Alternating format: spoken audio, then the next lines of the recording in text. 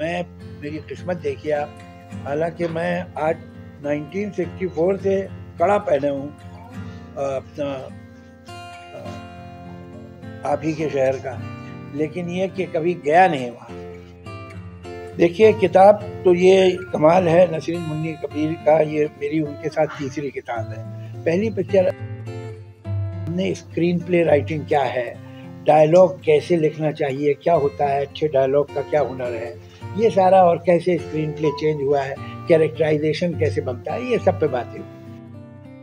मैं तो देखिए अमृतसर आज ऐसे पास हुआ हूँ, आज से कई बरस पहले, कुछ 4-5 बरस पहले लाहौर, जो यहाँ से शायद 30 किलोमीटर होगा बॉर्डर से, वहाँ पर एक फैज़ अहमद फैज़ का 100 ईयर्स का वो था, उनकी बर्थ एनिवर्सरी, 3 फैज़ मेला मनाया गया था। तो हिंदुस्तान के भी बहुत से राइटर्स को इनवाइट किया था उन्होंने, तो मैं भी गया था।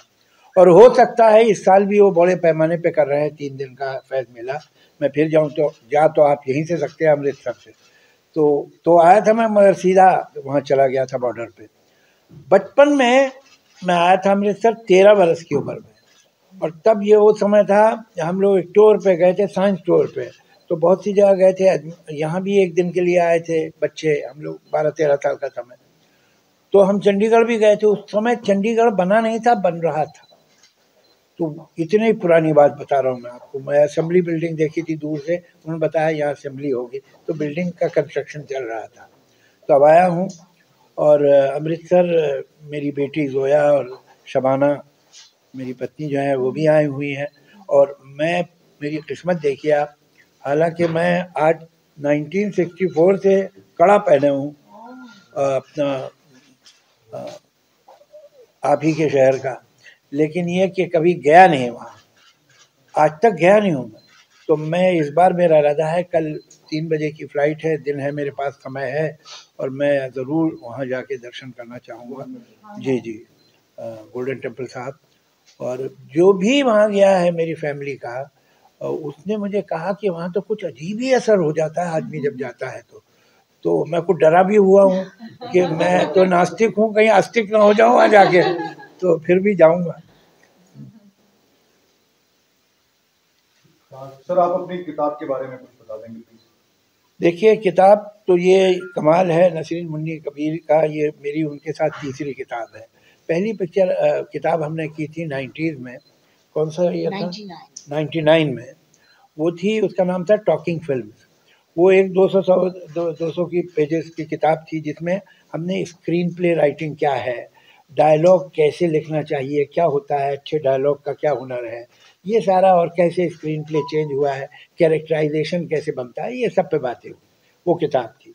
जो किताब इन्होंने जैसे सवाल किए मैंने वैसे जवाब दिए।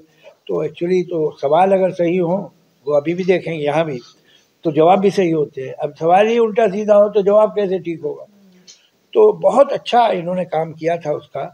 और वो किताब दुनिया में जितने फिल्म इंस्टीट्यूट हैं, अमेरिका में, इंग्लैंड में, कहीं भी जहाँ अंग्रेज़ी पढ़ी जा सकती है, वो किताब आपको वहाँ के इंस्टीट्यूट में, लाइब्रेरी में मिलेगी।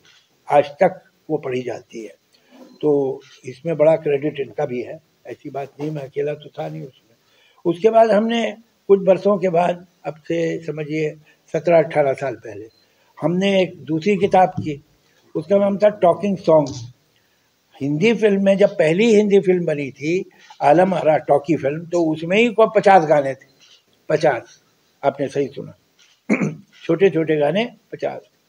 तो हमारे यहाँ जो कहानी सुनाने का ढंग है हमारे देश में, वो चाहे पुराने संस्कृत के प्ले हों, मृच्छकटिका, शकुंतलम हो, या फिर वो हो रामलीला, कृष्ण लीला, या फिर नौटंकी हो, या जात्रा हो बंगाल का, या उर्दू पारसी थिएटर, जो जब तक टॉकी नहीं थी तो एक थिएटर था जो शहर शहर घूमता था, वो अर्बन थिएटर था, उर्दू पारसी थिएटर कहते थे उसे।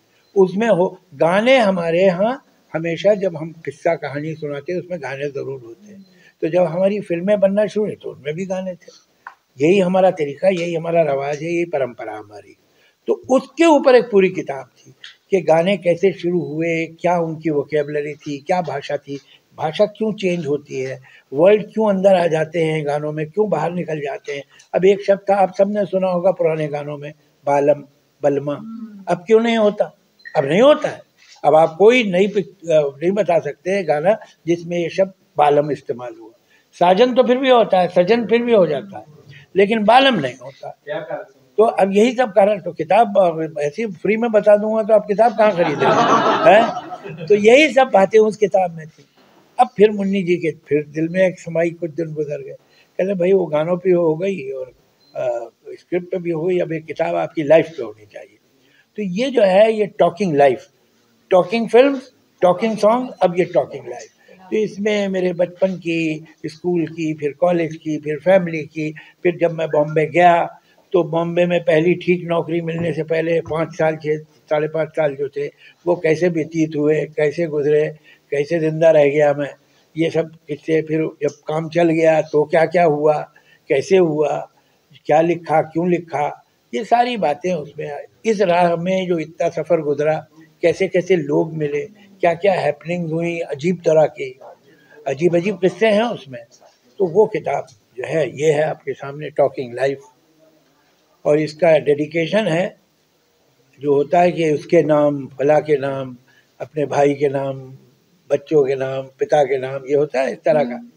ये है, इसका डेडिकेशन है to life, the most unpredictable beloved.